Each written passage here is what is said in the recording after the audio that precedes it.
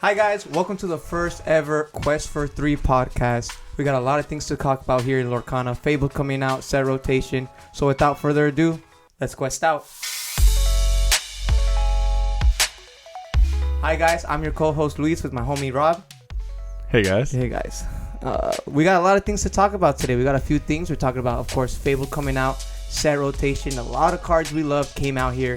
I'm talking about Diablo, Along Came Zeus. Like, you pick your favorite. You already know. Let me know down in the comments what you wish would come back. But, you know, the first thing, Rob, that I'm talking about is, like, a lot of, like, because of set rotation, there's a lot of cards that I feel like are finally getting back into the spotlight. You said it yourself. You were talking about Gaston, Arrogant Hunter. Like, what were your thoughts on that? Gaston, as a Ruby Am player myself, Gaston coming down on 2 as a 4-2. Almost nothing can quest. Like, anything that's going to quest, it's going to be banished.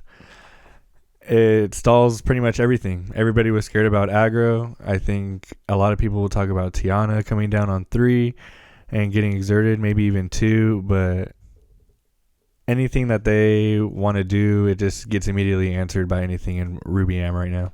But yeah, like, so you got Gaston. I think for me personally, like, the card that I really like coming back is for sure Fire the Cannons. As soon as I saw them say that it was coming back, I already ordered my 4 freaking foils, man.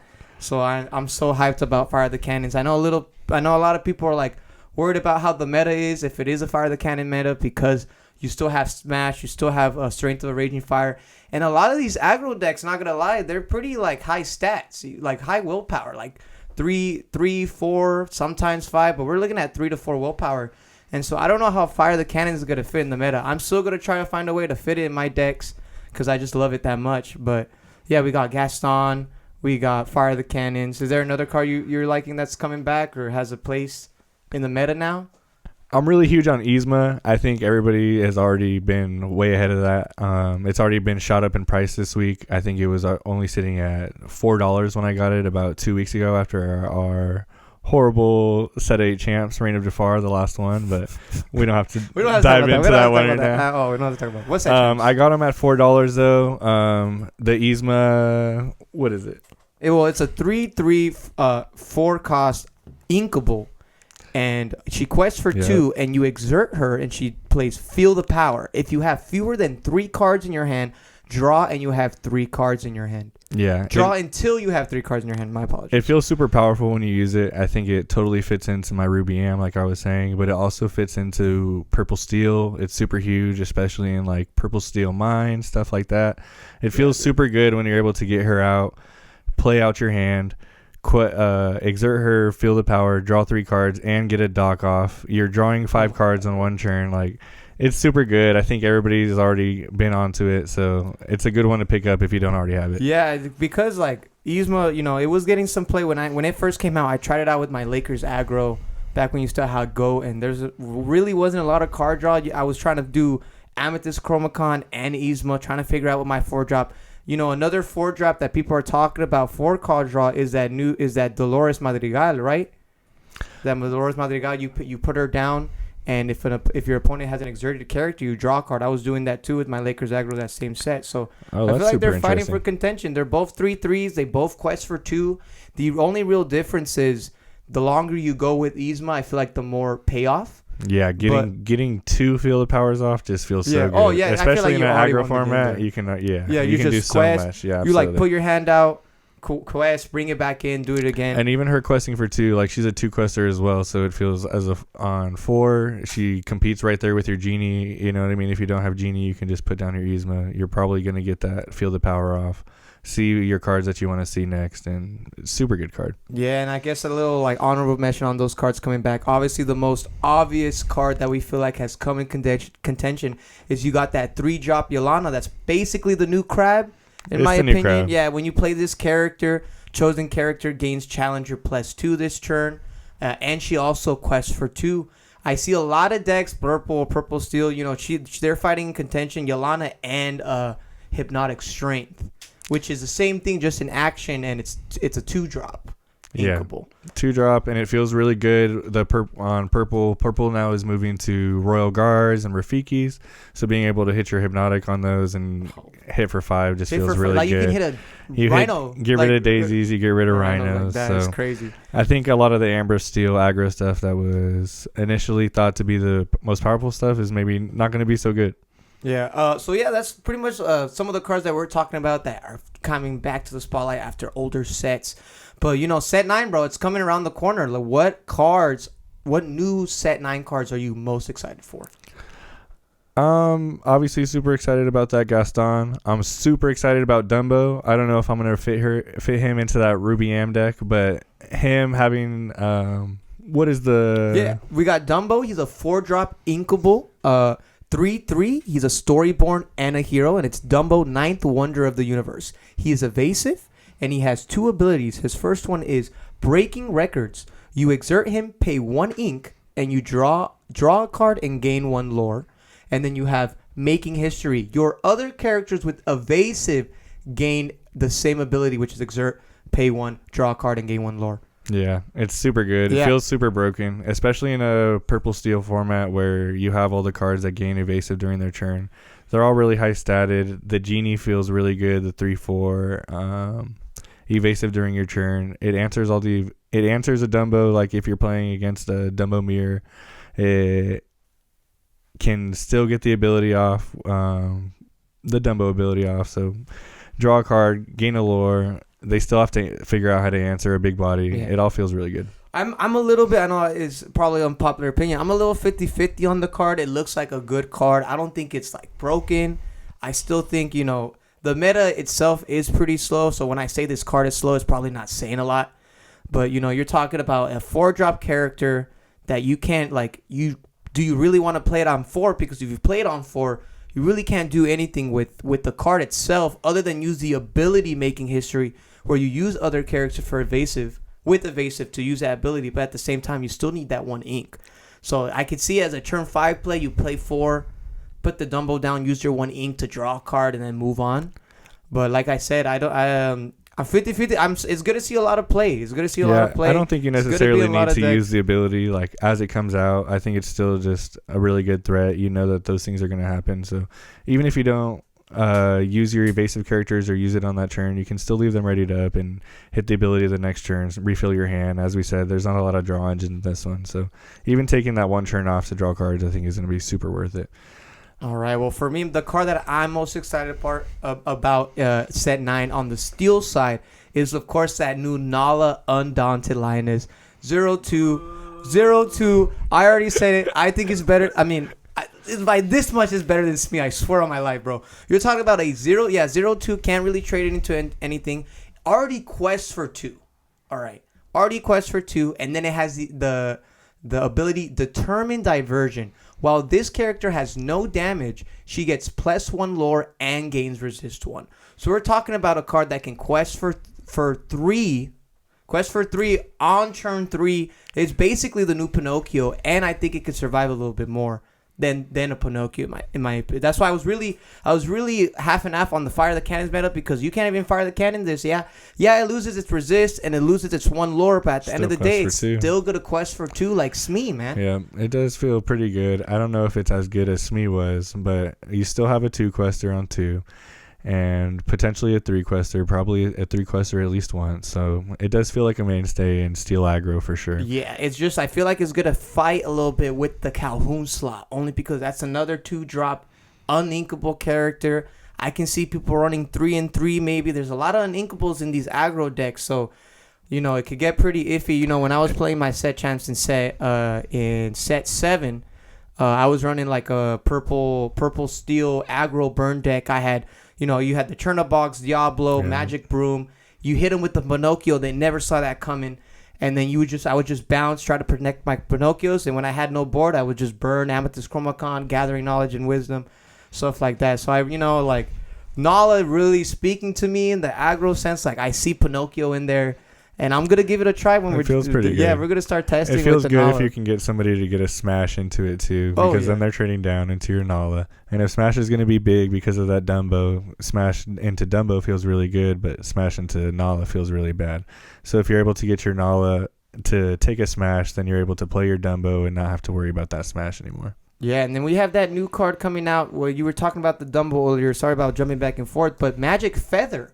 The Magic Feather is that item. It's a 2-drop inkable card. It has Now You Can Fly. When you play this item, choose a character of yours. While this item is in play, that character gains evasive.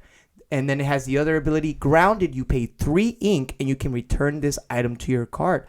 So I don't know, man. Like I was saying, like the meta's looking a little slow. I feel like you can have time, put down your Dumbo, put down a Magic Feather, make something evasive and draw a card. Something so cheap. I don't know. I can't even think off the top of my head. But do you think the Magic Feather is going to see a lot of play because of the Dumbo or on its own? It's a really good tech. I think the ability with evasive being so big, I think being able to even play your Magic Feather on 3 to make, like, say, your Calhoun, that's going to be big into this meta. Evasive, that's huge. Crazy, bro. That's so. It just sets up everything that you want to do with your Dumbo for later on. We're talking about purple a lot. We're talking about steel a lot. I feel like in this set, those are the probably strongest colors. I really think I think we can all agree purple steel is probably that tier 1, that deck to be. Whether it's mid range, whether it's aggro, it just has a really good pool of good cards. And that all have like great cohesion with each other. So, we're going to see a lot of people trying to deck build, make their own things, add their favorite cards, and still make it work. But, one of those cards being the new Lilo card. It's called Lilo Best Explorer Ever. She's a 3-drop inkable 2/2 with the tags Storyborn and Hero. She has 2 abilities, and she also quests for 1. Her first ability it says, "Come on, people, let's move. When you play this character, your other characters gain Challenger 2 this turn." And then you have Go Get 'em. Whenever this character quests, chosen alien character gains Challenger 2, and this character can challenge ready characters this turn. Yeah, man, she's super good in all steel decks. She fits right into the Ruby Steel, especially if you're going to be playing stuff like John Silver's. She fits right into purple steel very easily. Just like you said, Yelena being the new crab, she's kind of like a crab on steroids. Yeah, a crab on steroids, and of course, Lilo, her best friend, her homeboy. You got Stitch over here, and you got that not a new card, but we came back last set. I've seen it in a lot of decks, and it's probably because he's really cohesive with the Lilo. You have that 4-drop Stitch. He's a 3/4, and he has I win during your turn. Whenever this character banishes another character in a challenge, you may draw a card and gain 1 lore. And in a meta where there's not really a lot of card draw, I think this Stitch is gonna see a lot of play. Other than the Doc, what are you really good at? Other than Doc, and if we're thinking purple, you got the Gizmo. But if we're talking about steel, like pretty much you have the Doc and the Stitch as your only card draw, in my opinion. And steel, yeah, absolutely. Yeah, but they have Bray on the horizon, and they have some of that Singer stuff that they can do to refill their hand, but then you're committing to Singers and getting all those type of things off. It's tough. It's tougher steel for card draw.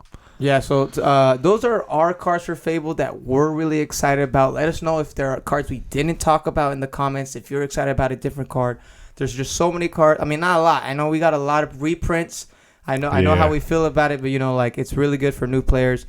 Honestly, as someone who didn't get a chance to get a lot of set one cards, kind of rinse and repeat it, whatever. I think that's why I really like to talk about is there's a lot of enchanteds. Oh, the enchanteds are beautiful. This set, the enchanteds are wonderful. Good.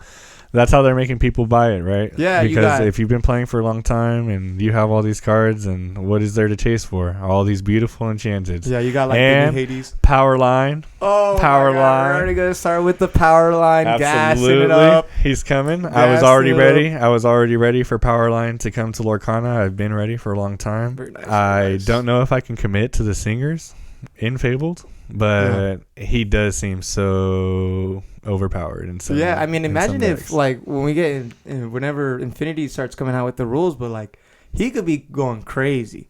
But so set 9, we got all those cards, really good cards. Like I said, the enchanteds, you got the Hades enchanted coming out. You got that new the Elsa, no, not the Elsa card, I apologize. The Bell card has gotten so much love this set. Like getting reprinted, having its own like its own promo, and then you're gonna add another alternate enchanted card. Like it's because that's really the card to be in a like I said, in a set where there's not a lot of removal anymore. You don't have beat prep. You don't have a lot of ping damage. That's all steel now. The closest thing you have for red now is that Beat King Undisputed that came back. That's making a big comeback. I don't know if it's going to be that good, though. I think there's other ways to answer the board in Ruby for sure. Yeah, but like you're talking about that Max Singers, though. Max Goof, Singer 4, play that. Oh, that's got to hurt, man. But yeah, so we got a lot of new cards now. We've been play testing a lot these past few weeks, a lot. Yeah, for sure. On paper, using proxies. Yeah, doing what we can, trying to figure out like how things interact, and we're doing good. Do you want to talk about your deck first, or some decks that you're worried about, looking forward to? I'm playing Ruby Am. I'm pretty sure I'm just gonna stick to it. I've been Ruby Am through and through for the whole time. Still got to build around that shark, right? Still got to. I think every Ruby deck should probably be playing sharks and Pirate's Life in some capacity, unless you're gonna do aggro. Of course, not everybody has access to the sharks, unfortunately, but it just feels like that's what's strongest. You know what I mean? You got to keep to it, man. The Pirate's Life, at least, if you can't get your hands on those sharks. The being able to keep your opponent from getting that last lore and being able to creep up, and that's what Control's all about. So, I mean, that's gonna be super huge. Yeah, man. As a aggro player myself, when I saw B Prep leaving, I was like, how is this? I really thought it was gonna be very unhealthy for the meta. It's like now everyone's just gonna go quick. It's gonna be very hard for Control decks to really like try to come back in these games when they're down like 15-0 in lore. But that Maui Shark, man, like I thought I was good with no B Prep, but then I forgot Maui Shark singing dude, why did it come out? Singing Pirate's Life. Like, nothing I hate more than you're going to lose 2 and I'm going to gain 3 because I got the Maui Shark on there. Like, dude. And if I get 2 sharks off, I'm getting 4. My God, then, like, the fact that it's even sing together is just, I'll be in games totally forgetting, like, oh, there's no shark, I'm fine. And they'll just sing together they'll just sing it anyway. It doesn't even matter. Play the shark down, sing together the thing, and they're, like, already ahead. But, yeah, I really think the meta's very healthy. It's anyone's games, really, it's been a lot of fun to play. With week 1. A lot of people were worried about aggro. Yeah, I know. I have been hearing a lot about Amber Steel aggro. It's a little 50-50. I'm not so scared about the Amber Steel aggro so much. Maybe as a Ruby Am player, I just have a really good matchup into it. But I haven't been so scared into it. It feels like it has a lot of answers. I feel like the best aggro deck so far in our playtesting has been Lemon Lime. The lady, the one drop lady and tramp, and all the lady and tramp synergy is just really good. The shift lady, shift tramp, they both are really good. That on your turn 4 and your turn 5. With Challenger 2 when he's exerted, that could beef up your. Actually, beef up like your lady quest for 3 again. I was playtesting that card a lot, and it seemed good, but it honestly never came out. It never came out, and then getting it exerted, like it so feels you have like to wait turn 5. To yeah, really absolutely. Do something. With a Lemon Lime goes so fast that it feels like by the time you have Genie out, like it doesn't even matter. You'd rather shift your lady and get 2 cards from your discard, or shift your tramp so that anything that comes off your board replaces itself. Because at that point, you're just looking for your final cards to end the game, like, and make them unable to answer. Yeah, I think Amber Steel for sure. Its biggest, like, if it really wants to win like tournaments, obviously there's a lot of decks, but that Amber Steel Mines deck. Amber Steel Mines is really good, but I feel like Purple Steel Mines is actually going to be the one. Yeah. It's with Dumbo, I'm telling you, it's going to be really scary. Yeah, dude, just the fact that you can ping so much damage, you have a location, that gets you lore every turn. Yeah, it's 1 lore, but it's still okay. It's still something they have to worry about. You don't have to. You put it down, and that's it. That's all you do.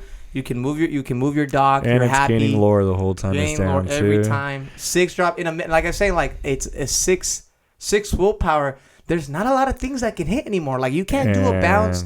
I can't do a hit bounce with Fox anymore. Right. I can't crab this. Rush is going to be super important in this meta, and there's not going to be a lot of rush. That 1-drop Cogsworth, bro, coming back. Cogsworth is good, but it's hard to do some of those things, kind of, because when you play Cogsworth, I mean, mainly I feel like I've been doing it for Maui Shark. Mm-hmm. And if I can't do it for Maui Shark, there's not really another character I'd do it with. Break Free, however, the Tinkerbell action, that's been working super well in my playtesting. Hitting that on a Queen of Hearts feels super good. Yeah, Break Free, it's a 1-drop inkable action. Deal 1 damage to chosen character of yours. They gain rush and get +1 strength this turn. Right. So Queen of Hearts also, she gets beefed when she has damage. Dude, that's so crazy. if you give the damage and the rush to Queen of Hearts, it always feels really good. It's always going to be pretty much you taking out a character and keeping a beefy Queen of Hearts on the board. It feels really good every time. So we talked about purple steel aggro, evasive. We talked about amber steel mines, purple steel mines, your red purple control. The deck I've been testing a lot. You already know, guys. I'm an aggro player, so obviously I'm gonna test the new Blurple, the Blurple control deck. You know, you got your Royal Guards, you got the T-Pose, the aggro Genies, player the wants to Aggro. play You know, control now. yeah, of course aggro's gonna play control. You know, I didn't do so well in the set chats. We don't have to talk about that, but you know, so it's pretty much the same list. Like, yeah, we lost Popsicle, we lost Bell, so a lot of people aren't doing the Bell Popsicle. I was trying to test out that 3-drop Bell. That's basically the bigger bell, but it's just 1 counter. Yeah, I just didn't see a lot that early in the game where you're doing 1 damage, and moving 1 damage really isn't gonna banish anything. But I was really trying to get that shift that Bell got, but it just wasn't as good as getting Bell turn 1, man. Yeah, so and you can always ramp to Bell. Yeah, because of that, I added. You know, that's because of the aggro. You gotta add the Into the Unknowns. You still got the Anna for that Anna Elsa combo. I got in the Scrooge McDuck for, like, you know, it's a great body 4-drop 5/5 quest for 2.